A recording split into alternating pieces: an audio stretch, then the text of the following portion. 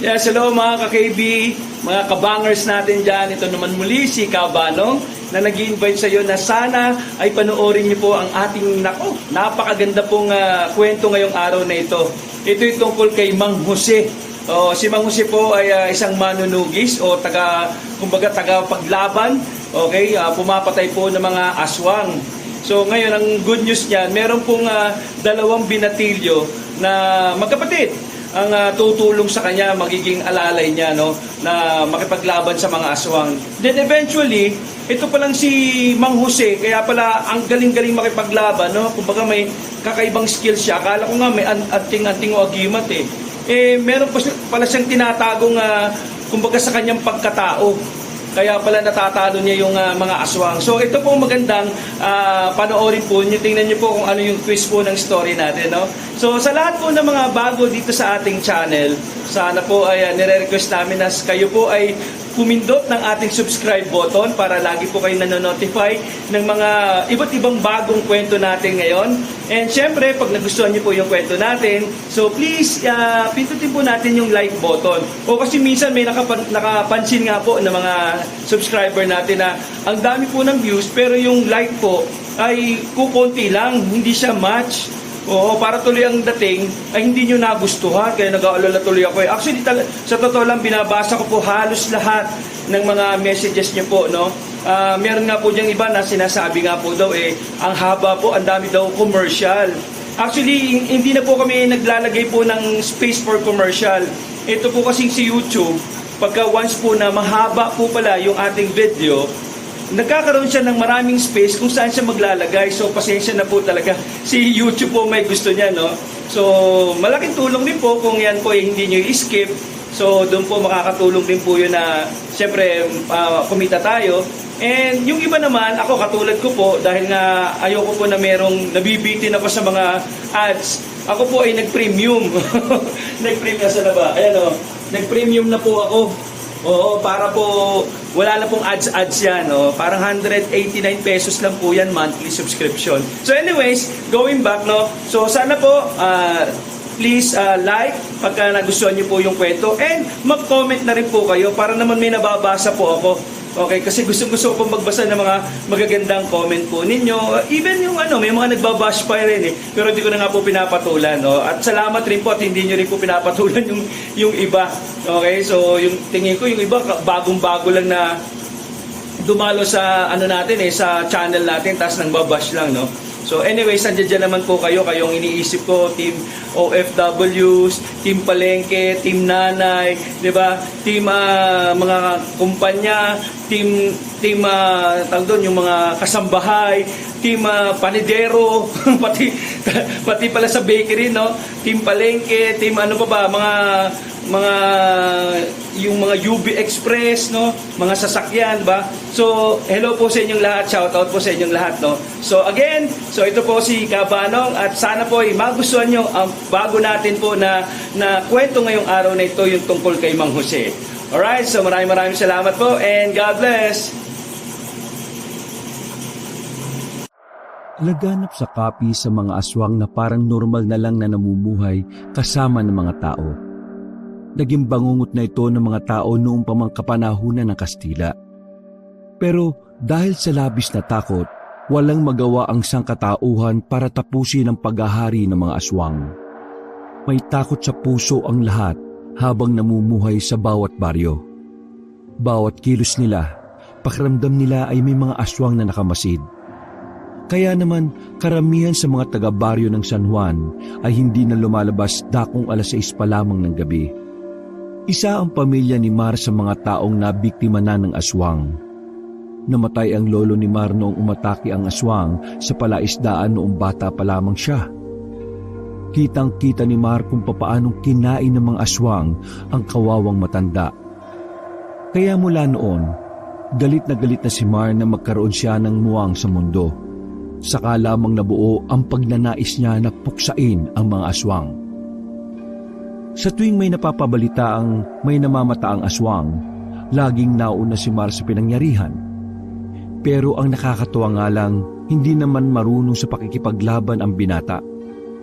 Sa katunayan, duwag siyang humarap sa aswang. Matapang lang siya kapag sa kwentuhan, pero hindi niya alam kung anong gagawin sa oras na makaharap na mismo ang aswang. Kung minsan nga, nanlilit na lamang si Mar. Hindi niya alam kung paano ipaghiganti ang kanyang lolo kung wala naman siyang kayang gawin. Nako, wag na kayong lalabas sa gabi ha. Ngayong umaga, may natagpo ang bangkay. Umatake na naman daw yung aswang sa malaisda ah. Diyos ko, nakakatakot na talaga. Kararating pa lang ng nanay ni Mar nang yun na kagad ang sinabi nito sa kanila. Sa halip na mag-almusal kagad, chismis kagad ang bumungad. Emma, wala bang ginagawa ang lokal natin para sa problema na yan? Di ba seryosong problema na yan kasi may buhay nang nawawala? Pang-ilan na nga yan? Ay nako, pangatlo na. Paanong may gagawin ng lokal mismong sila takot din naman. Mga duwag humarap sa aswang, ang dami-dami nila. Hindi kasi basta-basta ang mga aswang, lalo na't nakatira sa aswang capital of the Philippines. Kung maka-aswang capital of the Philippines to, parang tourist spot lang ah. Totoo naman kasi na ang mga aswang ay hindi basta-basta Mababangis sila, mauutak, magagaling man din lang. Kaya maraming nabibiktima Kung ako sa lokal natin, bumuo sila ng grupo na siyang tutugi sa mga yan. Tama naman yung naisip mo kuya. Ang kaso, problema nga duwag ang mga tao dito At saka, sinong sasali kung sakaling bubuo ng grupo? Sinong tanga ang gustong malagay ang buhay niya sa alanganin sa araw-araw? Kaya nga hindi umuunlad ang Pilipinas Kasi ganyan ang takbo ng mga isip niyo Hinampas ni Aling Donita ng kangkong ang panganay na anak. Hoy, manahimik ka nga. O ayan, himayin mo yung kangkong. Ikaw naman Noel, ilaga mo na yung baboy at nang makapagluto na kagad ako ng makakain natin. Umiling na lamang si Mar noong oras na yon. Sandali siyang napatulala at napaisip. Nakakaramdam siya ng mabigat dahil sa pangamba. Ilang araw na rin siyang walang maayos na tulog dahil sa kakaisip sa lumalalang problema ng Baryo San Juan. Uy kuya, narinig mo naman sinabi ni Mama di ba? Wala nang lalabas ng gabi kasi delikado. Oo, narinig ko. Di naman ako bingi. Pinapaalala ko lang kasi lagi ka nalang nasa labas para makiusyoso. Takot naman sa aswang.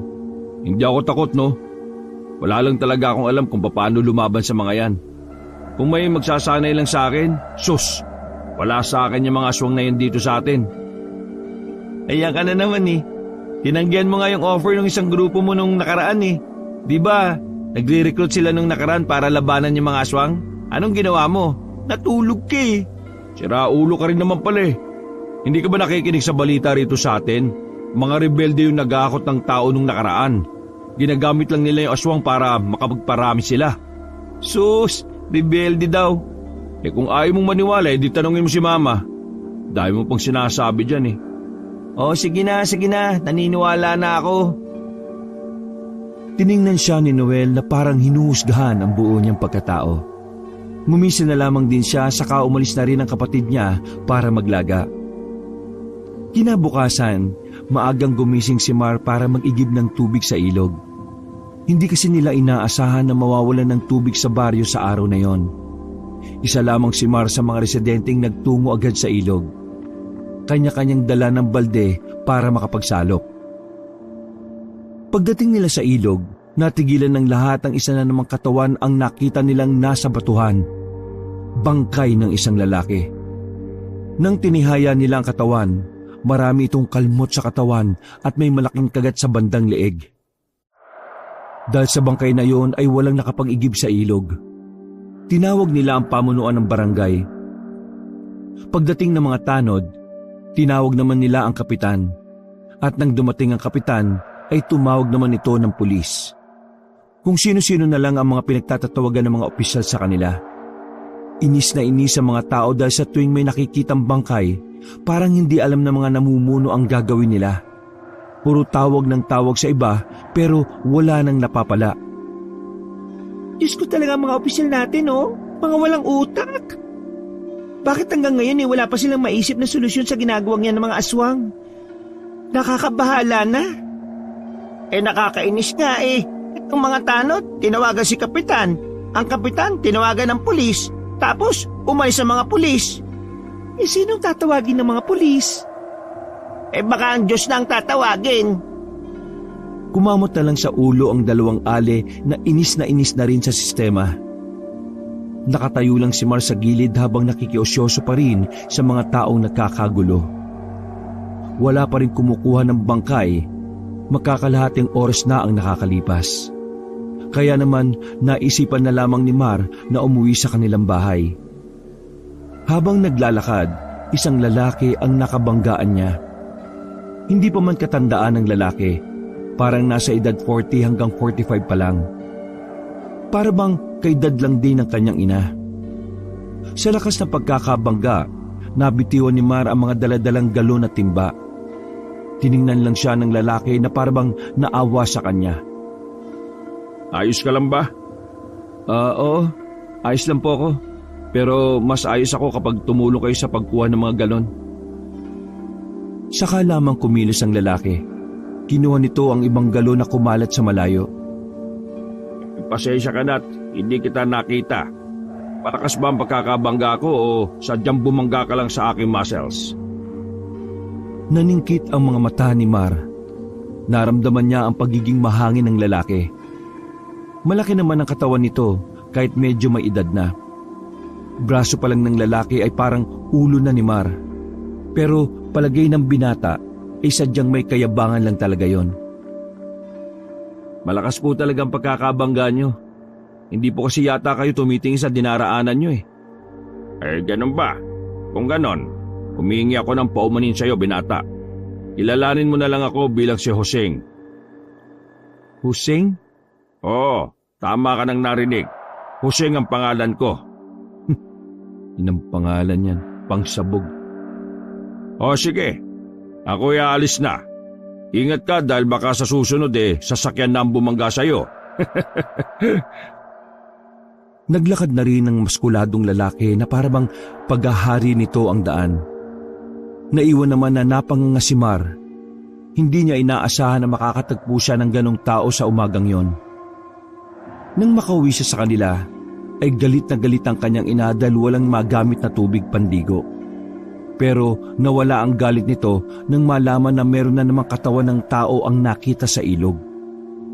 Pagdating ng tanghali, nagpatawag ng isang malaking pagpupulong ang pamunuan ng barangay. Lahat ng residente ay kailangan makidalo para mapakinggan ang mga plano na gustong gawin ng pamunuan. Nang matapos ang meeting, ay wala rin namang napala ang mga tao.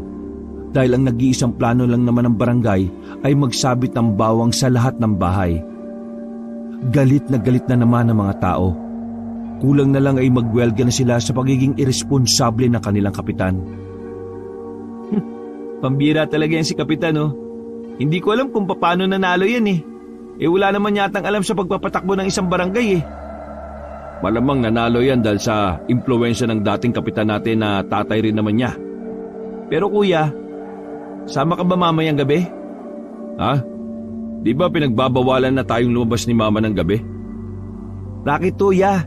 Di ba kailangan nating mag-ipon kasi malapit ang birthday ni mama? Oo nga, pero ano bang trabaho yan? Kargador sa pier. Magbubuhat tayo ng mga sako-sakong bigas na dadalhin sa Maynila. Malaki raw bigayan dun ya. Sama ka na. Siguro naman walang aswang sa pier, no? Maraming tao dun kahit gabi. Paano kung malaman ni mama? Di mayayari na naman tayo. Hindi yan. Alam mo naman si mama kapag tulog na. Umaga na gising yan. Uuwi naman tayo bago mag-umagi. Kailangan lang nating umextra. Huwag ka mag-alala. May mga kasama rin tayo mga taga rito sa atin. Pero magkikita-kita tayo mamayang alas 10 sa terminal ng jeep. Ano, palag ka ba? Kapag tayo nalintikan kay mama, ikaw ang babatukan ko To naman kasi kuya ang nega mo masyado. Subukan mo muna kasi. Oo na. Basta ayos sahod dyan Alam mo naman, mamahalin yung bibili nating cellphone kay mama. Kaya dapat makaipon tayo ng medyo malaki-laki. Kaya nga magandang trabaho to para sa atin. Habang wala pang pasukan sa school, may ipon din tayo. Huwag ka mag-alala kuya. Sakaling may humarang sa ating aswang, may dala akong balisong. Sus, para namang may magagawa yung balisong mo. Oo naman oh, sasaksakin ko yun ng ganito. Yan, ganyan oh. Inarte pa ni Noel kung papaano niya gagamitin ang hawak niyang patalim. Natawa at napailing na lamang din si Mar sa kanyang kapatid. Mabilis na lumipas ang mga oras at sumapit na rin ang kinagabihan. Pagkatapos pa lang nilang kumain ay nakahanap na kaagad ang pagkakataon ng dalawa. Maaga kasing nakatulog ang kanilang ina. Bitbit ang kanya-kanyang bag ay lumabas sila ng bahay. Sobrang tahimik na sa kapaligiran. Ang katahimikan na yon ay nagdudulot din sa kanila ng kakaibang kaba. Dahil wala nang masasakyan sa ganoong oras, napilitan na lamang ang dalawa na maglakad. Habang nasa kalye, makailang ulit pa silang lumingon-lingon sa likuran. Pero pagharap nila, isang payat na lalaki ang nakatayo sa kanilang daraanan. Madilim kaya hindi nila makita ang mukha ng lalaki. Napatigil sila sa paglalakad at napaisip kung sino yon. Hindi na sila nakatiis kaya kinausap na nilang dalawa. Mawalang galang na. Sino kayo? Bakit o kayo nakatayo dyan? Wala siyang natanggap na tugon mula sa lalaki. Kaya si Mar naman ang nagsalita. Aswang ka ba? Naku ba kuya? Napaka-prangka mo naman. Para mabilis ang usapan. Ayaw magsalita eh. Pasensya na po kayo sa tanong ni kuya ko ha. Mainat ang utak nito eh. Pero, aswang ka ba talaga? Kung oo, lagot ka sa balisong ko. Ilalabas pa lang sana ng binatang si Noel ang balisong niya, pero narinig nilang umangil ang lalaki. Naramdaman nilang unti-unti nang nagbabago ang mukha ng misteryosong lalaki. Tumakbo na agad palayo ang dalawa nang dahil sa takot. Nakalimutan ni Noel na may dala siyang patalim nang makumpirma na aswang nga talaga ang lalaki. Pero sa kasamaang palad, hindi sila tinantanan ng aswang. Sinundan pa rin sila nito at madali silang naharangan sa daanan. Anong gagawin natin kuya? Nasaan ang balisong mo? Hindi ko mahawakan eh. Ha? Anong hindi mahawakan? Duwag ka ba? Oo. Ano, masaya ka na? Ay nako, sinasabi ko na nga be. Unti-unting lumapit sa kanila ang naglalaway na aswang. Wala naman silang magawa kundi ang dahan-dahan na umatras. Oo, huwag kang lalapit. Papangahang kita, tingnan mo! Pero walang pakialam ang aswang sa kanyang sinabi. Tuloy-tuloy pa rin. Maya-maya lang, tuluyan na nga yung gumapang patungo sa kanila. Napapikit na lamang ang magkapatid dahil akala nila matatagpuan na rin kung saan-saan ang bangkay nila kinaumagahan. Pero nagkamali sila ng hinala. Isang lalaking nakasuot ng kulay itim na kasuotan at meron ding kapa na mahaba ang dumating. Nakatakip din ng itim na tela ang kalahati ng mukha nito. At ang isa pa nilang nakita ay may hawak itong espada. Sandaling napatras ang aswang nang tamaan niyo ng espada ng lalaki. Kumusta, mga binatilyong walang ginawa kundi maging pabigat sa bahay? Napasalubong ang kilay ng magkapatid. Hindi nila malaman kung magpapasalamat ba sila o maiinis. Kilalanin niyo na lang ako bilang Mang Jose. Ang tagapagligtas na sa gabi niyo lang makikita. Pero pwede rin naman sa umaga, basta may additional lang na talent fee. Parang pamilyar kay Mar ang tinig na yon ng lalaking si Mang Jose. Hindi niya lang maalala kung saan niya narinig. Mang Jose na sa gabi lang makikita? Tapos ano? Sira ulo yata yung kuya eh. Ay nako, mga kabataan talaga ngayon no. Hindi na rin nakakaintindi ng kahit na simpleng Tagalog na paliwanag eh. Palibasa, puro bold na magasin ang inaatupag. Hindi bale. Bago ko kayo sermonan ng malala, unahin ko na muna itong nilalang na may pangit na muka.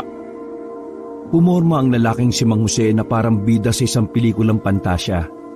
Lumusob ito sa aswang. Kahit na mabilis ang aswang, ay hindi ito nakalagpas kay Mang Jose. Walang kahirap-hirap na natamaan ito ng espada ang lalaking aswang. Para bang sinasayawan lang ni Mang Jose ang aswang na yon at nagagawa pa nitong kumanta. Ilang sandali lang, pinakabulagta na rin ang aswang sa kalsada. Ganun lang kadali na wala ng buhay ang nilalang na yon. Pero ang galing niya kuya ah. Pero bakit may pa-costume-costume pang nalalaman? Kaya nga eh, parang si Batman pero walang budget. Lumapit sa kanila ang lalaki at maangas pa nitong ibinalik ang espada sa likuran. Hinawi pa nito ng malakas ang itim na kapa at saka nagsalita. Tinapos na ni Mang Jose ang masamang elemento. Kaya ngayon, ligtas na kayong dalawa. At dahil ligtas na kayong dalawa, kailangan niyo akong bayaran. Ha? Anong bayaran? Hindi mo alam ang salitang bayaran? Alam ko. Pero bakit ka namin babayaran? Ikaw yung bigla na lang dumating dyan para makialam eh. Sa itsura niyo pa lang na mukhang walang alam sa buhay eh, kailangan niyo talaga ng isang tagapagligtas. At dahil ako lang yon, ay agad akong dumating. Kaso nga lang, sa kasamaang palad marami din akong binabayaran. Kaya kailangan ko ng pera. Yun ang dahilan kung bakit hindi libre ang serbisyo ko. Pabira ka naman. Ngayon lang kami nakakita na tagapagligtas na naniningil pagkatapos. Ang tawag dyan ay pagiging praktikal. Kaya, akin ang pera. Dali, pera, akin na. Nilahad pa ng lalaki ang kamay nito. Bayad, dali. Huwag tayong babagal-bagal, sayang ang oras natin eh. Nagkatinginan ng magkapatid na Mar at Noel. Hindi nila alam kung pagbibigyan ba nila si Mang Jose o tatakbo na lang dahil 50 pesos lang ang dala nila. Huwag nyo nang tangkayin pang tumakbo ha, dahil kaya ko kayong habulin. Kaya akin ang bayad ninyo. Napapailing na lamang si Mar. Dinukot nito ang 50 pesos at saka padabog na ibinigay sa lalaking si Mang Jose. Oh, bakit takwi lang? 50 lang to ah. Bakit? Mukha ba kami maraming pera? Pamasahe nga lang sana namin yung papuntang pier eh. Siningil mo pa talaga kami. At may lakas pa talaga kayo ng loob na tawaging tagapagligtas ang sarili nyo ah. Ay nako, kabataan talaga ngayon oh. Mga walang utang na loob. Niligtas na nga, nagrereklamo pa. O eto, inyo na itong 50. Hindi ko na muna kayo sisingilin. Pero sa susunod na pagkikita natin at kapag niligtas ko kayo, 200 na ang utang nyo sa akin ha. Aba, nagkautang pa kami. Kung ayaw nyong lumaki ang utang nyo, umiwas kayo sa kapahamakan para hindi ko kayo mailigtas. Ganun lang kasimple. Gala-gala kayo sa gabi. O paano? Kailangan ko na magpaalam dahil baka mas marami pa ang naghihintay ng tulong ko. Muli, ako si Mang Jose, ang tagapagligtas na naniningil. Paalam! Tumakbo na paalis ang lalaki. Napapailing na lang ang magkapatid habang pinagmamasdan ang lalaking mukhang tanga na tumatakbo. Lakas ng tama nun ah. Pero paano kaya kung tagapagligtas talaga siya? Ang galing niyang lumaban sa aswang eh. Kung tagapagligtas nga siya, edi yayaman siya. Naniningil ang loko eh. Tara na nga, bilisan na natin. Baka may makasalubong na naman tayong aswang. Tumakbo na rin paalis ang dalawang binata para madaling makarating sa terminal ng jeep. Agad din naman silang nakasakay roon. Nakarating sila ng pier ng ligtas. Pinagtrabaho agad sila ng nagsisilbi nilang boss. Gaya ng sinabi ni Noel, mabibigat na sako ang binubuhat doon. Kaya naman halos matanggal na ang baga ni Mar sa kakabuhat nila. Makalipas din ng halos 3 oras ay natapos na rin sila sa trabahong yon. 2:00 na nang makaalis sila ng pier. Pagbaba nila ng terminal ay halos 10 minutong lakaran na naman ang kailangan nilang tahakin. Kuya, hindi kaya may makasalubong na naman tayong aswang? Ngayon takot ka. Akala ko ba sasaksakin mo lang ng kutsilyo mo? Alam mo naman na salita lang ako na matapang ako eh. Masyado ka namang seryoso. Oo, umalma ka na. Wala na tayong makakasalubong. Di kung meron di tumakbo tayo ng mabilis. Yun lang naman ang magagawa natin eh. Nanahimik na lamang si Noel at pinagpatuloy nila ang paglalakad. Nang madaanan na nila ang pinangyarihan ng laban ni Mang Jose at ng aswang, naiwang dugo na lang sa semento ang naabutan nila doon. Lalo silang kinabahan sa ideyang baka nang galing doon ng ibang aswang para kunin lang ang bangkay ng aswang na pinatay. Tumakbo na ang dalawa at halos madapa-dapa pa sa daan, makauwi lamang. Pagkarating nila sa kanilang bahay, ay mahimbing pa rin ang tulog ng kanilang ina. Pasimple silang nahiga sa gilid at agad na nakatulog. Kinabukasan, ginising agad sila ng ina para sa balitang dala-dala nitong galing sa labas. Nabulabog tuloy ang mahimbing na sanang tulog ni Mar at Noel. Alam niyo na ba kung ano nangyari sa labas? Paano naman namin malalaman, Ma? Kagigising nga lang namin, di ba? Ano ba kasi ang ginawa niyo kagabi? Bakit parang puyat kayo? Hindi niyo tuloy alam na may tagapagligtas na ang baryong ito. Oh, tagapagligtas? Nagkatinginan ng pareho pang inaantok na magkapatid. Oo, ang pangalan niya ay Mang Jose. May niligtas siyang magsasaka kagabi.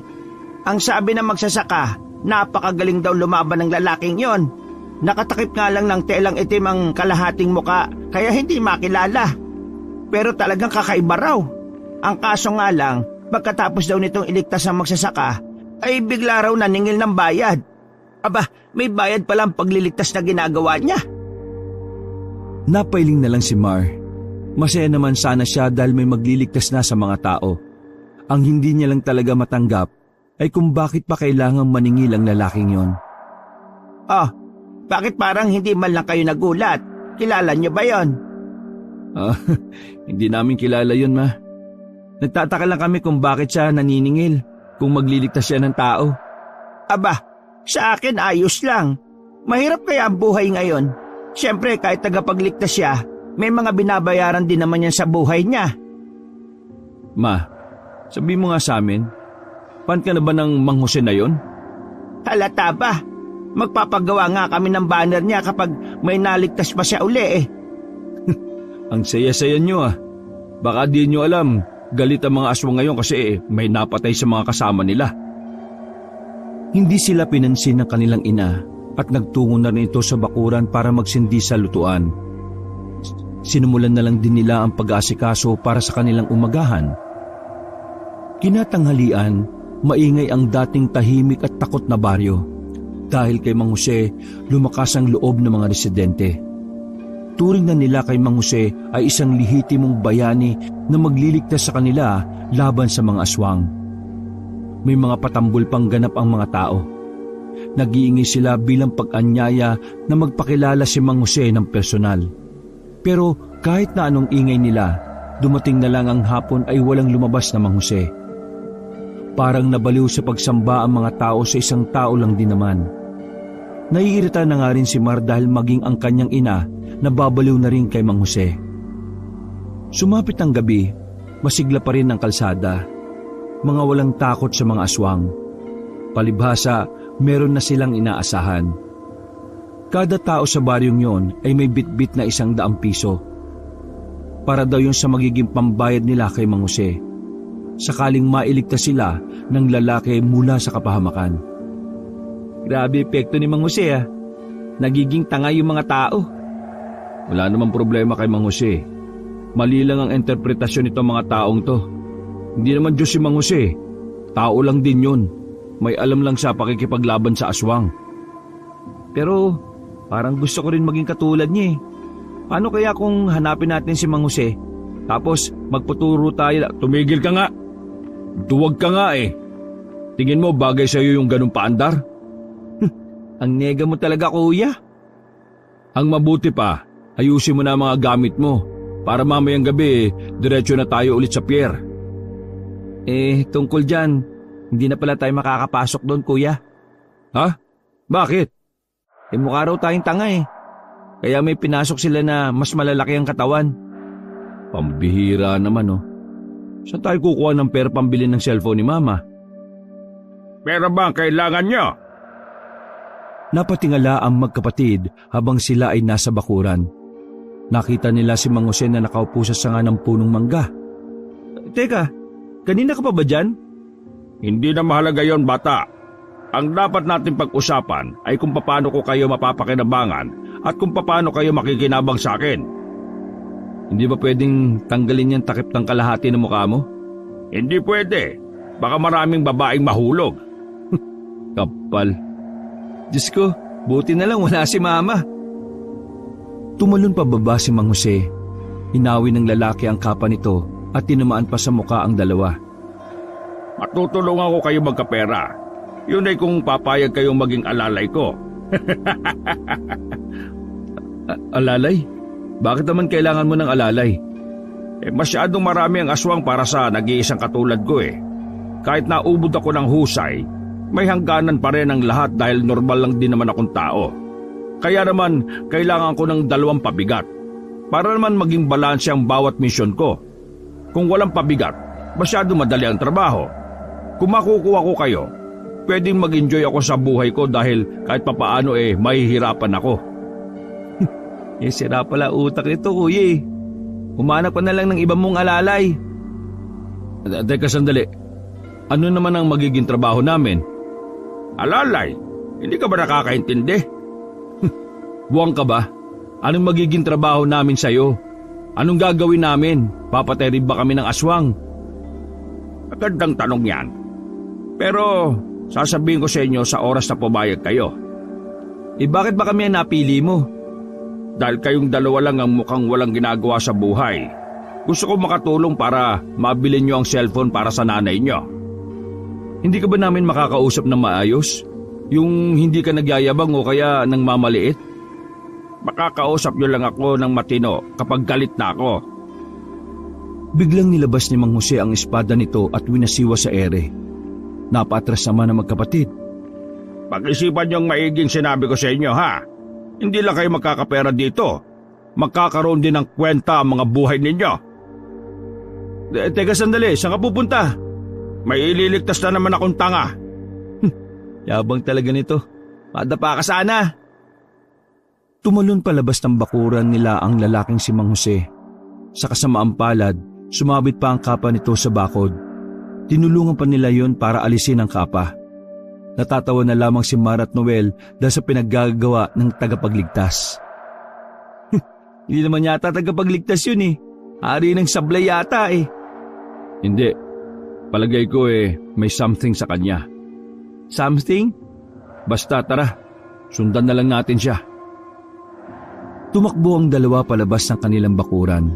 Sa kakasunod nila kay Mang Jose ay napalayo na sila sa kanilang baryo. Nagtago sila sa gilid nang makitang may kaharap ng 3 aswang ang lalaki. Tingnan mo kuya, kakayanin niya yan? Sa itsura ng costume niya mukhang kakayanin naman niya. Sa costume ka talaga bumase ha? Mga ilang sandali lang, bigla na lang umatake ang isang aswang. Hindi man lang umalis sa pwesto si Mang Jose. Paglapit sa kanya ng isang aswang, bigla na lang winasiwas ni Mang Jose ang espada nito. Nagulat na lang ang magkapatid na nakatago nang biglang bumulagta ang isa. Yun lang ginawa niya? Patay na kagad yun? Iba talaga tong Mang Jose na to Sino kaya to? Nagpatuloy ang laban. Sabay na umatake ang 2 natitirang aswang. Tumalon yun patungo kay Mang Jose. Pero agad na nakadistansya at nakailag ang lalaki. Pagkatapos ay ito naman ang tumakbo patagilid. Nang makakuha ng tiyempo, hiniwa nito ang isang aswang at saka sinaksak na mabilis. Galit na galit ang aswang dahil doon. Mabilis yung gumapang at agad na nakarating sa likuran ni Mang Jose. Nahawakan ng aswang ang kapa nito pero hindi nagpatinag ang lalaki. Agad nitong itinarak ang espada at talagang ibinaon pa. Wala pang 3 minuto, napatay na kaagad ni Mang Jose ang 3. Manghang-mangha ang 2 sa kanilang nasaksihan. Masasabi nilang talagang kakaiba ang kalibre sa pakikipaglaban ng lalaking yon. Lumabas na kayong 2 dyan. Nararamdaman ko ang pangit yung presensya. Nagulat si Noel. Hindi nito alam kung papaanong nalaman noon na nagtatago sila roon. Kaya naman wala na silang nagawa kundi ang lumabas na lang din. Lumapit sila kay Mang Jose. Naiilang silang humarap doon na parang meron silang ginawang kasalanan. Nakita niyo naman ang ginawa ko sa mga nilalang na yon. Ngayon, pumapayag na ba kayo na maging alalay ko? Bakit ba kasi gustong-gusto nyo kaming kunin na alalay? Wala ka bang ibang kilala? Ang dami mong tanong. Kung wag na lang kaya kayong sumama. Oo, tinatanggap namin. Pero sa isang kondisyon. At ano namang kondisyon yon? Dapat malaki ang parte namin sa maliliko mo. Kasi malalagay ang buhay namin sa alanganin Tumawa ng malakas ang lalaking si Mang Jose. Nainsulto ng bahagya si Noel pero pinili na lamang nitong manahimik. Ano bang iniisip sa akin ng mga binatang to? Mandurugas? Ibinalik ni Mang Jose ang kanyang espada sa likuran at saka naghawi na naman ang kapa. Huwag kayong mag-alala. malaking ibibigay ko sa inyo. Dahil hindi ito simpleng misyon. Mabigat na misyon ito. Anong mabigat? Di ba ganito lang ang gagawin natin? Ganito, pero mas higit pa rito. Pag natapos natin ang misyon na yon, limpak-limpak na salapi ang mapupunta sa atin. Pambihira talaga. Ngayon lang ako nakakita ng tagapagligtas ng mukhang pera. Tara, sumunod kayo sa akin. Ngayon na talaga? Kailan nyo ba gusto? Sa susunod na taon. Dali, sumunod kayo sa akin. Naglakad na mabilis si Mang Jose. Napilitan na lamang sumama ang dalawa. Pumasok sila sa loob ng kagubatan. May 20 minutos na silang naglalakad pero wala pa ring ideya ang magkapatid kung saan nga ba sila pupunta. Mang Jose, saan ba talaga tayo pupunta? Kanina pa tayo naglalakad dito ah. Dadaling ko kayo sa boss ko. Ha? May boss ka? Oo, sa kanya ko kukuha ng misyon. Kaya kayo, manahimik kayo hanggat hindi kayo tinatanong kapag nandun na tayo ha. Hindi sumagot ang dalawa. Nagtiyaga na lang ang dalawa sa paglalakad. At makalipas nga lang ng ilang minuto, narating na rin nila ang isang lugar na parang mas maliit pa sa kanilang baryo. Sa tagal na nila sa probinsya nila, yun ang unang pagkakataon na nalaman nilang may ganong klase pala ng lugar doon. Isang lugar na maliwanag, pero kakaunti lang ang bahay doon. Karamihan ay sementado at malalaki. Oh, nandito na tayo sa lugar ni Boss Prima. Anong pangalan? Prima? Prima? Tapos ang apelido, Donna? Prima Donna? Isara nyo na yung mababaho yung bibig ha. Papasok na tayo. Pagtapak pa lang nila sa bungad ng lugar, may mga nakaitim ng lalaki ang humarang sa kanila. Mga nakasalamin din ng itim yon na parabang tirik na tirik ang araw. Teka, sino to mga to? Huwag kayo babahala o matakot. Mga bantay lang sila sa lugar na ito. Hindi naman kami natatakot eh. Nagtataka lang kami, bakit nakashades ang dalawang to gabi naman. Pwede ba? Umalis ka na lang kung wala kang masabing matino. Ay wag, hindi pala magiging balanse ang bigat kapag nawala ka. Basta, manahimik ka na lang muna dyan. May inilabas na kung anong papel si Mang Jose.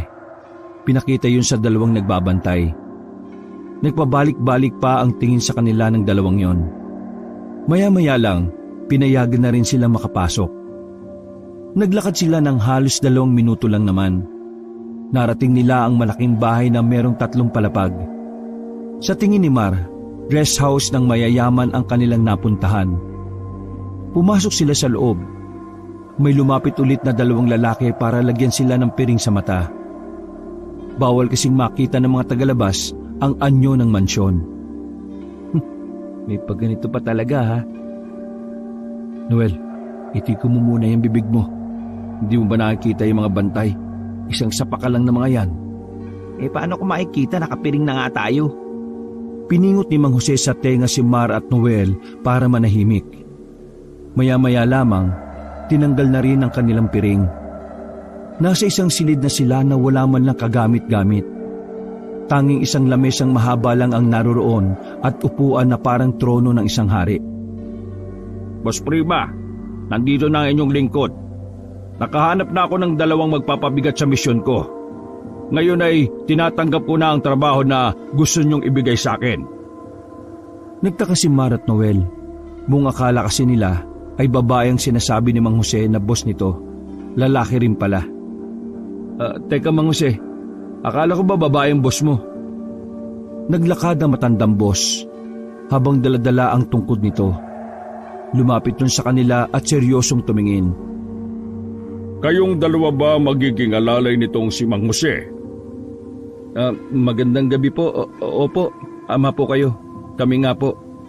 Aba, kung ganun Jose, dapat simulan mo na ang misyon mo. Ako na ang bahalang magbayad sa iyo. Mawalang galang na po pero ano po bang misyon na sinasabi nyo? Hindi pa ba sinasabi nitong si Jose? Umiling lang ang dalawa habang nakatingin kay Mang Jose. Kayong 2 ang magiging alalay niya sa pagtugi sa kuta ng mga aswang. Kung hindi nyo na itatanong, dati rin akong tumutugi sa mga aswang. Pero dahil nga matanda na ako, ay wala na rin naman akong magagawa. Nagsusuot din po ba kayo ng ganitong costume? Tumawa ng malakas sa matandang si Prima. Nagsuot din ako niyan, pero hindi ganyan. Hindi na nakatiis si Mang Jose kaya sumingit na yon sa usapan. Boss Prima, kailangan ko ng kagamitan para sa 2 inutil na kasama ko. Walang problema. Lahat ng kailangan nyo ay ibibigay ko. Maubos nyo lamang ang mga salot na aswang na yan. Sumenya si Prima sa 2 lalaki na nakatayo sa gilid. Umalis ang 2 at ilang sandali lang bumalik na ito na may dalang mga karton na kahon. Binigay yon kay Mar at Noel. Pagtingin nila sa kahon, may laman yung pantakip sa muka at kapa na kulay itim. Teka. Huwag niyong sabihin susutin din namin ito. Kailangan niyong suotin yan para mas madali kong malaman nakakampi kayo. Sa gubat kasi kapag madilim, lahat ng pangit kalabang ko. Boss, bakit ganito to? Kagabi pa ito masakit magsalita eh. Huwag niyo nang intindihin yan. Mag-focus kayo sa misyon ninyo. Kapag naubos niyo ang mga aswang, babayaran ko kayo ng malaki. Sa narinig na yon ni Mar at Noel, tila nagningning ang kanilang mga mata. Naiisip pa lang nila na magkakaroon sila ng malaking pera. Wala nang paglagyan ng kanilang tuwa.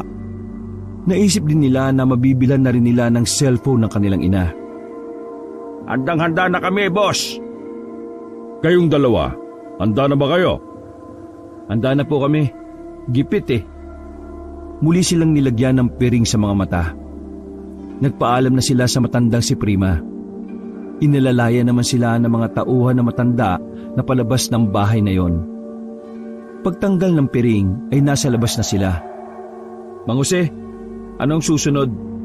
Kasama na kami sa misyon mo eh. Ano naman ang gagawin namin? Ibibigay ko sa inyo ang mga kagamitan na magagamit nyo sa misyon na ito. Kailangan nyo lang gawin, sundan ng lalaking ito. Pinakita ni Mang Jose ang larawan ng isang lalaki na may kaputian. Sino yan? Ayon sa tip nila, boss, ang lalaking yan ang nagsisilbing tagaplano ng mga aswang kung paano sila aatake sa darating na piyesta. Lumilibot-libot yan sa baryo ninyo para pag-aralan ng mga pwede nilang pagpwestuhan. Bakit kami pa? Hindi ka ba pwede? Diyos ko, kabataan naman talaga Nasaan ang utak nyo? Kung pwede lang ako sa tingin nyo aabalahin ko pang walang saysay na buhay ninyo. Ang pangalan ng lalaking yan ay si Bacchus. Malakas ang pakiramdam niya kapag nasa paligid na ako. Kaya bago ko pa siya makita, nakakalis na siya kagad. Kung kayo ang susunod sa kanya, hindi niya kayo mararamdaman. Hindi niya rin iisipin na kalaban niya kayo dahil sa mga itsura ninyo. Paano hindi iisipin na kalaban? Binigyan niyo kami ng kapa at takip sa muka. Halos mapasabunot na sa sariling buhok ang lalaki sa sobrang inis. Kaya nga gabi tayo kikilos para pwede na rin kayo magsuot niyan. Para hindi kayo kagad makita dahil itim nga yan. Sige na, magigat lang kayo kasi alerto din yan si Bacchus. Gusto mong sundan namin siya para malaman mo kung saan ang kuta nila? Oo, tama ka. Ay, salamat Lord, nagkakautak na sila. Kuya, mukhang mahirap tong gagawin natin Kakayanin ba natin to? Nandito na tayo. Hindi na tayo aatras. At saka, isipin mo na lang na para ito sa pambili natin ng cellphone. At isipin nyo rin na para ito sa mga tao. Sa lahat ng residente ng probinsyang ito. Huwag kayong makasarili dahil hindi lang sa inyo umiikot ang mundo. Nauna nang naglakad paalis si Mang Jose. Napapailing na lamang ang dalawa dahil sa inasta ng lalaking yon. Tingnan mo, kung magtampo akala mo talaga close na natin Hayaan mo na, ganyan talaga kapag wala na sa kalendaryo ang edad. Nagiging maikli ang pasensya. Sinundan na lamang ng dalawa si Mang Jose. Matapos ang mahabang lakad, nakarating na sila sa bahay ni Mang Jose. Nakatirik yun sa itaas ng puno. Namangha na naman si Noel dahil yun ang unang pagkakataon na nakakita siya ng bahay na nasa puno. Malaki-laki rin kasi ang puno kaya kahit magtayo ng bahay roon ay kasyang-kasya.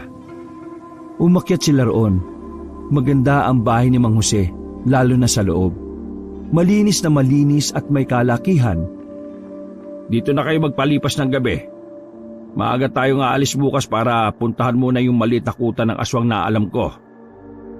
Biglang humiga ang lalaking si Mang Jose sa mahabang sofa. Huwag mong sabihin na matutulog ka ng naka-costume. Hindi ko na ito inaalis kapag natutulog para kapag may emergency, hindi na ako mahirapang magbihis. Mang Jose, may makakain ka ba dito? Meron, kaso puro prutas. Pumunta ka sa kusina, marami doon. Matagal ka na rito? Bakit mo tinanong? May gagawin ka bang masama?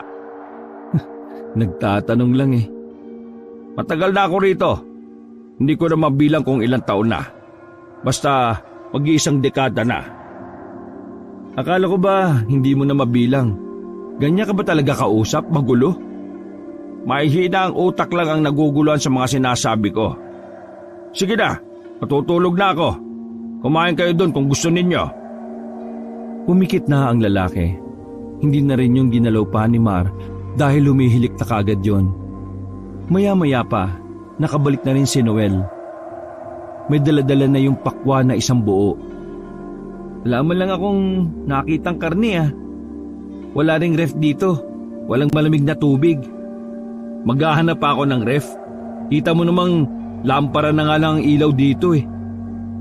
Bumuntong hininga na lamang sila. Sabay silang kumain ng pakwan habang nakatambay sa pinto. Hindi dinadalaw ng antok ang dalawang binata. Kahit ilang beses nilang bilangin ang dahon sa puno ay hindi sila inaantok. Nakatambay lang sila sa pintuan ng bahay. Iniisip kung mamamatay ba sila kung sakaling malalaglag sa baba. Natigilan ang kanilang pag-iisip nang marinig nilang nananaginip si Mang Jose na nagsasalita. Nananaginip ang lalaki. May binabanggit yun na 2 anak. May anak siguro to na 2. Tapos iniwan siya ng asawa kasi sinuot niya yung costume na yan. Tangik, baka mamaya may seryosong problema talaga yan. Hinayaan lang nila si Mang Jose na managinip. Silang 2 naman ay nanatili lang din sa kanilang kinalalagyan. Inabot na sila ng umaga sa katatambay at hindi man lang sila nakatikim ng tulog. Mulat na mulat ang 2. Buhay na buhay ang kanilang diwa. Pero pakiramdam nila ay lutang na sila sa mga oras na yon. Kailangan na nating lumakad. Pero bago yon, dadaanan muna natin ang mga armas nyo na ibibigay ni boss. Isusot na ba namin tong takip sa mukha at kapa? Oo, para magmukha talaga kayong alalay ko. Nagmamadali na silang bumaba. Bago tuluyang maging tirik ang araw ay may dinaanan na muna silang isang bahay sa tauhan ni Prima. Kinuha nila roon ng 2 itak na bagong-bago at talaga namang nakakasugat ang pagiging matalas nito. Pagkatapos, lumarga na rin sila patungo sa sakayan ng jeep. Kuya, hindi ba tayo mukhang tanga nito? Baka mamaya may makakilala sa atin tapos pagtawanan tayo sa suot natin. Di pagtawanan nila, ang mahalaga yung reward. Hayaan mo sila. Tayo, 1 beses lang tayo magmumukhang tanga. Bakit ba kasi kailangan pa natin magsuot din ng costume ? Tahimik lang ang lalaking si Mang Jose nang makarating sila sa lugar ng Santo Domingo. Pagdating nila sa terminal, nakatingin sa kanila ang mga tao. Mang Jose, bakit ganyan sila makatingin sa atin? Hindi ka ba nila kilala? Hindi naman ako nakakaabot dito kaya di nila ako kilala. Di bale, ipagdarasal ko na magkaroon ng aswang dito para may dahilan akong manatili sa lugar na ito. Para may maligtas ka na naman tapos may sisingilin ka? Tumatalino ka na ng 1% Hindi sila nagpatinag sa tingin ng mga tao. Ang iba ay natatawa. May iba naman na naaalibadbaran sa kanila dahil sa kakaiba nilang suot. Pagsakay nila ng jeep ay agad na nagbayad si Mang Jose ng kanilang pamasahe. Bayad do, 3 mandirigma, 1 mahusay at 2 pabigat. Lahat ng pasahero na naroon ay nakatingin sa kanila. Kulang na lang ay magtago na ang magkapatid sa ilalim ng lupa sa sobrang kahihiyan. Hindi naman mahaba ang kanilang binyahe. Dahil ilang minuto lang ay bumaba na rin sila sa gilid ng kalsada. Nakahinga naman ng maluwag si Mar at Noel. Dahil sa wakas, wala na mga matang nanghusga sa kanila. Nakikita niyo ba yung bundok na yon? Tinuro ni Mang Jose ang natatanaw nilang bundok habang nakatayo sila sa gilid ng bangin. Diyan na ba yung kuta ng mga aswang na alam mo? Hindi, sa likod niyan. Bumuntong hininga na lamang si Mar sa sobrang pagkadismaya. Hindi pa yan ang pinakakuta ng pangkalahatang aswang. Pero asahan niyong mababangis pa rin ang mga aswang na makakasagupa natin dyan. Mang Jose, paano naman kami? Hindi naman kami talaga magaling makipaglaban. Kahoy nga lang yung kaya naming tagain eh. Hindi niyo kailangan mag-alala. Nandito si Mang Jose, ang tagapagligtas na naniningil. Huwag mong sabihin na habang pinoprotektahan mo kami, may bayad na yon. Ang pagprotekta sa mga taong mangmang na walang kalaban-laban ay paraan ng pagliligtas. Kaya oo ang sagot ko sa tanong mo na yan. Tara na! Nauna nang naglakad si Mang Jose pababa. Kumamot na lamang ng ulo ang magkapatid dahil sa pagiging mautak ni Mang Jose. Hindi nila kinakaya ang kakaibang taktika ng lalaki para magkapera. Maingat ang ginawa nilang paglalakad dahil pababa ang kanilang daan. Maaliwalas ang paligid na kanilang dinaraanan. Tanging mga huni lamang ng mga ibon ang maririnig sa kagubatan. Sumasabay din ang agos ng tubig sa ilog. Mang Jose, ilang uri ng aswang ba ang meron? Tsaka ano yung talagang nagpahirap sa inyo? Tanong ni Noel habang sila ay naglalakbay. Marami ang uri ng aswang dito sa bansa natin. Pero ang talagang nagpapahirap sa akin noon ay ang tiktik. Matatalino ang tiktik. Madalas na magaling silang manlinlang ng tao. Nararamdaman ng mga tiktik kapag tatanga-tanga ka. Kaya dapat hindi ka nagpapakita ng katangahan. Mas maganda nang nagkukunwari kang matalino kaysa nagiging totoo ka pero tanga ka naman. Wala kasi talaga kaming alam sa mga aswang eh.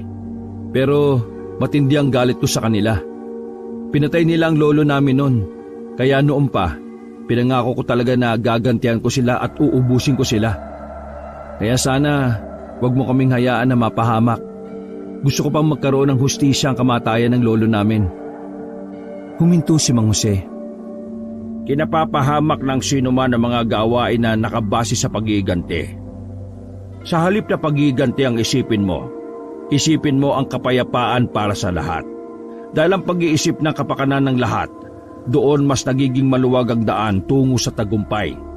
Sa pamamagitan nun, makukuha mo ang hustisya para sa lolo nyo. Kahit na papaano ay nakaramdam ng sobrang paghanga si Mar sa lalaking si Mang Jose. Malinaw at makabuluhan kasi ang mensaheng nais nitong iparating sa kanilang magkapatid. Tandaan nyo, kung isa lang ang layunin natin para mabuhay, walang saysay ang buhay mo. Dahil kapag nabigo ka, wala ka ng ibang alam na pag-aalayan ng mga nasimulan mo. Mabuhay ka dapat sa mas maraming dahilan o layunin. Nang sa ganon, mas maraming pinto ng buhay ang maaaring magbukas para sa atin. Wow! May mga matitino ka rin palang nasasabi eh. Alam mo kung ano ang pangit na pwede kong sabihin? Ano naman? Ikaw. O, tara na! Nagmamadaling naglakad si Mang Jose. Sanay na sanay itong humakbang sa mga bato.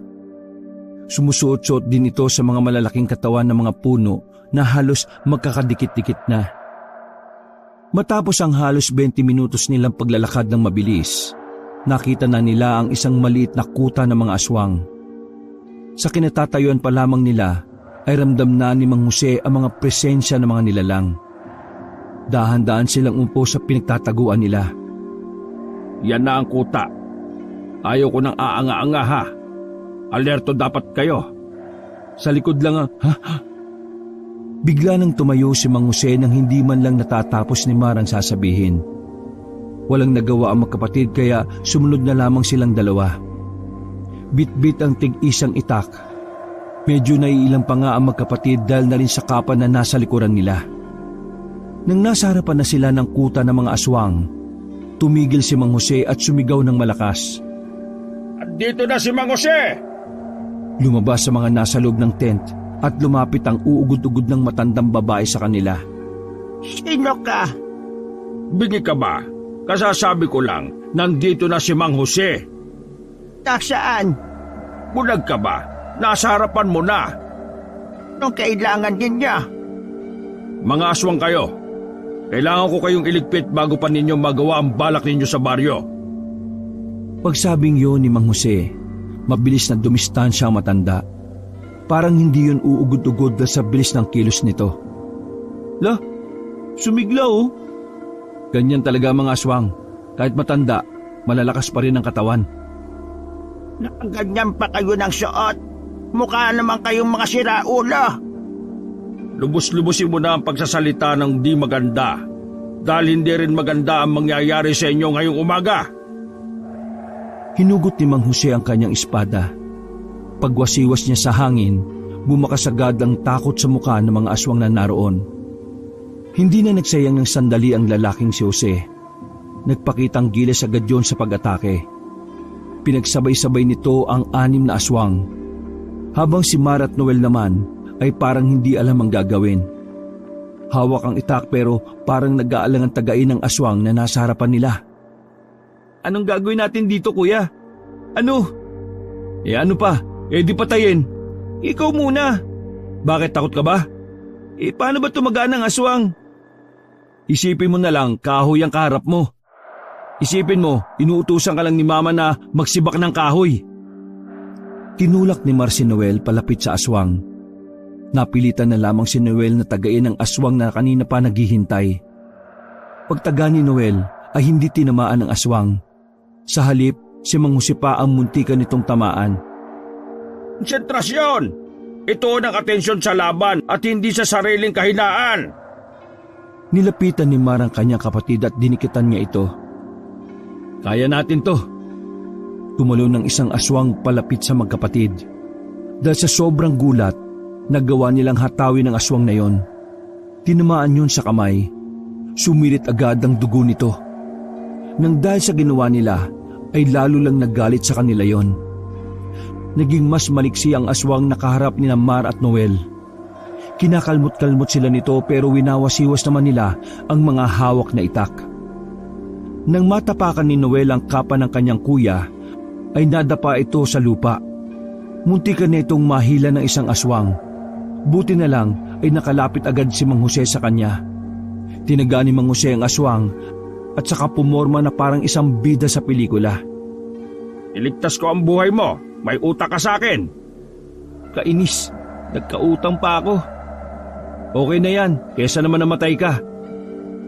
Walang kahirap-hirap na napatumba ni Mang Jose ang 4 na aswang kasama na roon ng matanda. 6 na lamang ang natitira at parang nakakaramdam na rin ng takot ang mga yon. Kayo, nasaan ang mga taong bihag ninyo? Napalingon sila Mang Jose sa loob ng trapal na makarinig ng mga boses ng mga tao roon. Parang nakatakip pa ang bibig ng mga yon dahil di nila maintindihan ang sinasabi. Magsisisi kayo na binuo pa kayo ng mga magulang ninyo. Matitikman niyo itong bago kong armas. Kumuha si Mang Jose ng 6 na maliliit na kutsilyo na nakasabit lang sa tagiliran nito. Walang ano-ano, isa-isa nitong pinukulang kutsilyo sa ulo ng mga aswang. Tumama sa mismong noo ng mga yon ng patalim. At para sa finishing move na tinatawag ni Mang Jose, nagpaikot-ikot siya sa harapan ng mga aswang habang nakausli ang kanyang espada. Sabay-sabay na nagbagsakan ng mga aswang sa lupa. Inisa-isa pa ni Mang Jose kung may buhay pa sa mga yon. Nang masigurong patay na ang lahat, saka na nila pinasok ang trapal. Nakita nila roon ang mga Amerikanong bihag ng mga aswang. Sa palagay nila Mar at Noel, mga hiker o traveler ang mga dayuhan. Isa-isa nilang inalis sa mga nakatapal na tape sa bibig ng mga yon. Tinanggal din nila ang tali sa kamay. Oh, thank you. Thank you for saving us. Hoy, kayong dalawa. Sino sa inyo marunong kumausap sa mga to? Ha? Hindi ako ha. bagsak ako sa English eh. Ako rin, nakakating ako kapag yan ang subject eh. Kaya mo yan. Ay, no problem. Napakadali lang eh. Huminga ng malalim si Mang Jose. Guys, don't worry, you're safe now. By the way, my name is Mang Jose. Namangha naman si Mar at Noel. Hindi nila inakala na marunong naman palang mag-Ingles ang lalaki. Marunong ka naman pala eh. Oh, thank you so much. I don't know how to repay your kindness, but just give me some money and we have no problem. Uy, pati ba naman mga dayuhan? Money? Oh, wait a minute. Kinuha ng lalaki ang bag nito. Laking tuwa nito nang hindi man lang ginalaw ng aswang ang kanilang mga pera. Here, accept this money. This is a thank you gift for the three of us. This is a thank you gift for the three of you. Thank you so much, man. You know, Filipino is so very kind. We are willing to sacrifice our life just to save the others. Ang sabihin mo dahil sa pera. Thank you again. But are you guys a superhero? Here in the Philippines, they call us tagapagligtas. In English, hero. Oh, I see. So, we need to leave this area now. The other aswang might, maybe they're coming soon. Just walk there and then you will see the road. And then ride in tricycle there. Just say, para, when you need to sakay and baba, Naguguluhan man ang kano pero tumango-tango na lang yon. Sabay-sabay na naglakad ang mga kano paalis. Napaupo naman si Mang Jose na parabang naubusan ng lakas at pakiramdam niya may dugong tutulo sa kanyang ilong.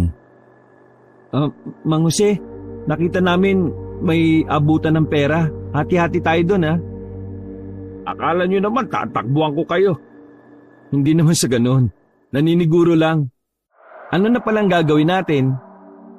Magpapahinga. Tapos mag-aaral kayong dalawa kung paano pumaslang ng aswang. Mapapahama kayo kung hindi kayo marunong. O mas maiging wag nyo na lang akong samahan. Sasama kami. Kailangan lang siguro naming idaan sa practice. Pero kailangan din muna naming umuwi sa bahay. Tara na. Bukas na bukas magsisimula kayo mag-ensayo ha. Tumango-tango lang ang magkapatid. Nilisan na rin nila ang lugar na yon at pinabayaang nakahandusay ang mga aswang. Nang makauwi si Mar at Noel sa kanilang bahay, bigla na lamang lumipad sa kanila ang 2 planggana, 1 balde, 2 2x2, 1 kaldero at 4 na kutsara. Galit na galit ang kanilang ina. Bakas na bakas sa mukha nito ang labis na pag-aalala. Mabuti na lang din ay di nila suot ang kanilang costume. Kasi kung nakita pa yun ng kanilang ina, baka mas lalo yung nagalit. Mga walang hiya kayo! Saan na naman kayo nang galing ha? Alam niyo ba ang nangyayari sa baryo natin kagabi? Nag-alala ko sa inyong dalawa dahil iniisip ko baka nakasama na kayo sa mga kinuha ng mga aswang kagabi. Isa-isang dinampot ng 2 binata ang mga gamit sa bakuran nila. Mukha akong tanga kagabi na pinaghahanap kayo sa mga kakilala ko. Akala ko mawawalan na ako ng anak, mga buwisit kayo. Mama, kalma lang. Kalma? Alam niyo ba kung gaano kadelikado kagabi? Halos lahat yata ng kalsada may aswang. Buti na lang nga maraming pangontra ang bawat bahay kaya walang pinasok na bahay. Pero may mga nakuha, yung mga galing sa bukid. Kinuha sila ng mga aswang. Ma, ayos lang naman kami. Dumiskarte lang naman kami ni Noel sa bayan. Eto, may kinita kami. Pinakita ng 2 ang dollar na pinaghatian nilang 3 ni Mang Jose. Tila naging kalmado ang ginang nang makakita ito ng pera. Ano naman kung dollar yan na? Bakit dollar yan?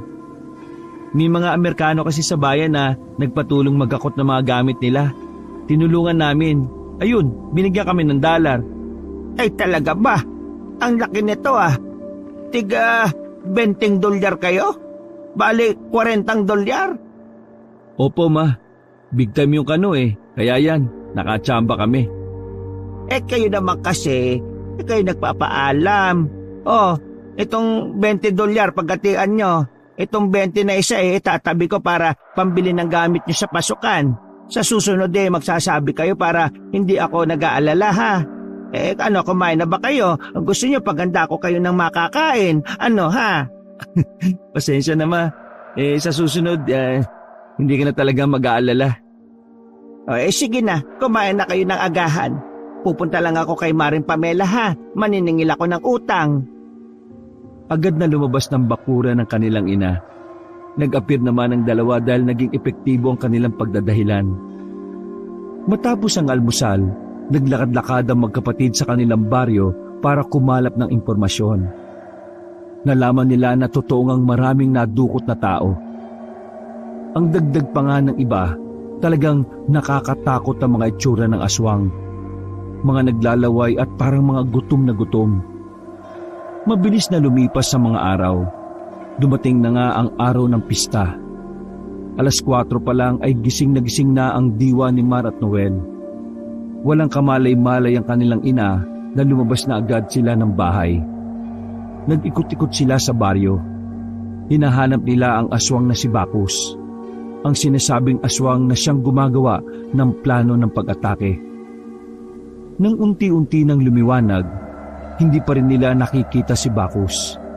Nababahala ang magkapatid dahil unti-unti nang umiingay ang paligid. Parang walang pakialam ang mga tao sa dalampangganib ng mga aswang. Lumipas sa mga oras, inabot na sila ng 4:00 sa kakamasid sa paligid. Nagbunga naman ang ginagawa ng magkapatid nang may makita silang lalaki na kahina-hinala. Palihim na pinagmasdan ni Mar at Noel ang lalaking yon. Nang mamukhaan nila, nakumpirma nila na yun nga ang aswang na si Bacchus. Hindi nila inalis ang kanilang paningin sa lalaking yon. Suot ang kanilang costume, sinundan nila ng palihim ang naturang aswang. Kumagat na ang dilim pero nakabuntot pa rin ang dalawa. Walang kamalay-malay ang aswang na si Bacchus na nasa likuran lamang sila. Napalayo na sila Mar at Noel sa kanilang baryo noong mga sandaling yon. Hanggang sa makita na nila na sumuot si Bacchus sa kagubatan. At ilang sandali lang, doon nila natagpuan ang malaking kuta ng mga aswang. Hindi makapaniwala ang dalawa dahil hindi naman pala sobrang layo sa baryo nila. Kailangan natin ipaalam kagad kay Mang Jose na dito kumukuta ang mga salot na ito. Bumalik na tayo kagad, bilis! Nagmamadali ang magkapatid na lisanin ang lugar na yon. Tinakbo nila ang daan makabalik lang na mabilis sa kanilang baryo. Kaso, pagdating nila, may nangyari kagad na kaguluhan. May mga tao nang nagtatakbuhan. Narinig nila ang sigaw ng mga tao. Umatake raw ang mga aswang. Nasa lisian yata tayo, kuya. Alam yata ni Bacchus na sumusunod tayo kanina kaya nagpaiwan siya ng mga aswang dito. Pwes, ngayon na natin magagamit ang mga tinuro sa atin ni Mang Jose. Pero nasa ba si Mang Jose? Nakakagulo na oh. Huwag na natin siyang hintayin. Umilis na tayo. Aalis na sana ang dalawa nang bigla silang makilala ng kanilang ina na kanina pa pala nakatingin sa kanila. Lumapit ang ginang sa kanila at nagtatakang nakatingin sa kanila. Mar, Noel, bakit kayo nakasuot ng ganyan? Malayo pa ang Halloween na. Patay na. Mahabang kwento, Nay. Wala na kaming oras. Saka na lang kami magkukwento. Nang may mapadaan ng mga tanod ay hinabili ni Mar ang kanilang ina roon. Kuyang Tanod, isabay niyo na po itong nanay ko. Salamat ho. Oy, anong gagawin niyo? Mar, Noel! Walang kaalam-alam si Mama na alalay tayo ng siraulong si Mang Jose. Noel, maganda ka. Binunot na ng dalawa ang kani-kanilang itak. Malakas na ang kanilang loob dahil kahit papaano, meron na rin silang nalalaman sa pakikipaglaban. Pinuntahan nila ang isang bahay na may isang pamilyang hindi makalabas. May 4 na aswang kasi ang nakapalibot sa bahay. Agad namang umentrada ang magkapatid kaya napukaw nila ang atensyon ng mga nilalang. Nilusob sila ng 4 pero dahil sa kanilang mga napag-aralan, nagawa nilang depensahan ng mga yon. Nang sila naman ang umatake, napatay nila ang 4. Nasugatan lang si Noel sa bandang braso pero ang mahalaga para sa kanila ay maligtas sa mga tao sa loob ng bahay. Ligtas na po kayo. Pumunta na kayo sa barangay. Naroon ang karamihan. Paglabas nila ng bakuran, natanaw nila na halos karamihan sa mga bahay ay may mga aswang nang nakapalibot. Hindi na malaman ng dalawa ang kanilang gagawin. Dahil kahit napalagan nila ang mga yon, siguradong hindi rin nila kakayanin hanggang sa dulo. Nakakainis. Kung kailan siya kailangan, saka naman siya late. Ang usapan dapat hapon pa lang nandito na siya eh. Gabi na wala pa siya. Visit naman yun oh. Paglingon nila sa daan na nababalutan ng usok dahil sa mga natumbang ihawan, isang imahe ng lalaki ang nabuo roon. Imahe ng isang lalaki na may kapa. Kalmado lang yun na naglalakad at parang dinadama pa ang kakaibang angas na dulot ng mga usok. Kung makapaglakad yun ay parang isa itong importanteng karakter sa isang pelikula. Uy! Bilisan nyo! Marami nang nasa panganib ang buhay oh! Sa ka ba nang galing? Bakit ang tagal mo? Naramdaman ko na may kakaibang plano si Bacchus. Kaya sa halip na dito ako tumuloy, sinundan ko siya kanina. Ang totoo niyan, nakita ko kayong nakasunod. Pag alis nyo, pinatay ko na ang lahat ng nasa kampo, kasama na si Bacchus. Pero mas marami pa rin na nakapalibot na sa baryo. Dahil bago tayo dumating dito, nakapwesto na sila. Hindi lang natin nahalata. Alam mo naman pala na mas marami ang nandito. Bakit inuna mo pa yung konti sa kampo nila? Konti lang yon. Yung konting nasa kampo, lahat yon malalakas. Mga natira dito ay latak na lang. Isa pa, may tiwala na ako sa inyo eh. Kaso mukhang nadismaya lang ako. Ikaw pa talagang may ganang madismaya. Nasira ang plano natin na lumusob sa kanila. Pero dahil nandito na sila, simulan na natin. Ilalabas ko na ang tunay kong lakas. Nagulat na lamang ang magkapatid nang biglang tumalon si Mang Jose papunta sa bubong ng bahay. Takang-taka ang dalawa kung papaanong nagawa yun ni Mang Jose. Samantalang ang pagkakaalam nila ay normal na tao lang ito. Ganun pa man, sinimulan na lang din ng dalawa ang paglaban sa mga aswang na naroon. Wala pang kalahating oras, marami na agad silang napatay. Sobrang kakaiba kasi si Mang Jose sa mga pagkakataong yon. Parang naging literal ng superhero ang lalaki. Mang Jose, ang galing natin. Lalo ka na. Paano mo nagagawa yun? Sobrang bilis mo ha. Tumatalong ka pa sa mga bubong ngayon. Saka na tayo magpaliwanagan. Saka na rin tayo magdiwang. Nandyan na yung pinakamalakas na tiktik.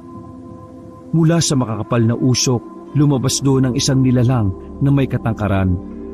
Nakita nila ang pangit na mukha na may mahabang dila. Iyan na ba yun? Umanda ka! Hindi na natuloy ni Mang Jose ang sasabihin nang bigla itong umatake na mabilis. Naramdaman na lamang ni Mar at Noel na mahapdi na ang kanilang dibdib. Yung pala, nakalmot na sila ng tiktik. Ganun kabilis lang ang nangyari. Napaupo na sila sa lupa. Ay ka muna kayo dyan.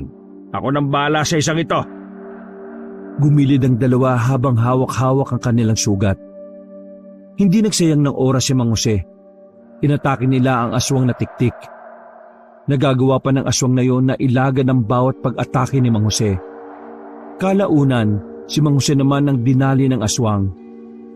Natarak ng aswang ang matulis nitong kuko sa hita ni Mang Jose. Pero hindi yun ininda ng lalaki. Para bang wala lang itong naramdaman. Tingnan natin ang kulit mo! Narinig ni Mar at Noel ang kakaibang tunog na nagmula kay Mang Jose. Kasunod nun, mabilis nitong tinarak ang espada sa dibdib ng tiktik. Ganun lang kadali na pinaslang ni Mang Jose ang tinuturing na pinakamabangis na aswang. Tapos na ang gulo. Naubos na natin ang mga salot. Halika kayo, gagamutin ko ang mga sugat ninyo. Walang ano-ano, sinampa ni Mang Jose si Mar sa kanang balikat nito habang sa kaliwa naman ay si Noel. Magsasalita pa sana ang magkapatid nang bigla nang tumalon si Mang Jose sa mga bubong paalis. Nakarating sila sa bahay ni Mang Jose. Doon ay pinahiga sila ng lalaki at agad na nilunasan ang sugat nila. Dahil base kay Mang Jose, maaring maimpeksyon ang sugat nila dahil sa dumi ng kuko ng aswang. Ilang sandali lang ay gumaan na rin ang pakiramdam ng dalawa. Mang Jose, maraming salamat pero anong klaseng tao ka ba talaga? Oo nga, kung makatalon-talon ka, para kang palaka eh. Huminga na malalim si Mang Jose. Kinabahan ng dalawa ng dahan-dahang ibaba ni Mang Jose ang nakatakip sa kalahating mukha nito. Nakita nila ang pangil ni Mang Jose na halos 1 pulgada. Isa rin akong aswang.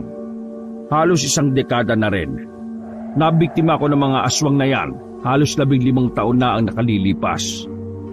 Kaya ko sila gustong ubusin dahil ayaw ko nang may magaya pa sa akin.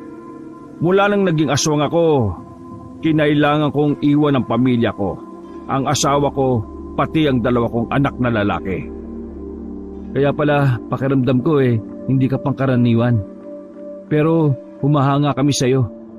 Ginagamit mo sa tama ang nangyari sa'yo. Sa inyo ko lang sinabi ang tungkol dito. Kahit si Boss Prima, walang alam dito. Nagtiwala ako sa inyo kahit napabigat kayo sa akin. Anong pabigat? Tumulong nga kami. Tumawa na lamang ng mahina si Mang Jose. Makalipas ang 2 araw, muli silang bumalik sa kanilang boss na si Prima. Masaya nilang pinaalam na naubos na nila ang aswang na nagdudulot ng kaguluhan sa bawat baryo. Kagaya ng naging usapan, binigay sa kanila ang gantimpalang pera. Halos mamatay sa tuwa ang magkapatid dahil pareho silang nakatanggap ng tig-1/2 milyon. Habang 2 milyon naman ang kay Mang Jose. Walang paglagyan ng tuwa ni Mar at Noel dahil sa wakas, mapapaayos na nila ang kanilang bahay at mabibilhan din nila ng bagong cellphone ng kanilang ina. Pinaliwanag naman ni Mar at Noel ang mga totoong nangyari sa kanilang ina. Kaya naman, hindi na rin nagduda yon sa natanggap nilang pera. Sa halip, naging proud pa ang ina nila. Habang nagkakasiyahan ng 3 sa loob ng bahay, palihim na nakatingin sa kanila sa labas si Mang Jose. Napangiti at wala rin paglagyan ng kaligayahan na nadarama. Mabuti naman at magiging maayos na rin ang buhay ng 3. Masaya ako para sa inyo. Naglakad na lang palis ang lalaking si Mang Jose. Iisa-isay niya pa rin kasing singilin ng mga taong niligtas niya sa baryo kahit na marami na rin namang siyang pera. Wakas,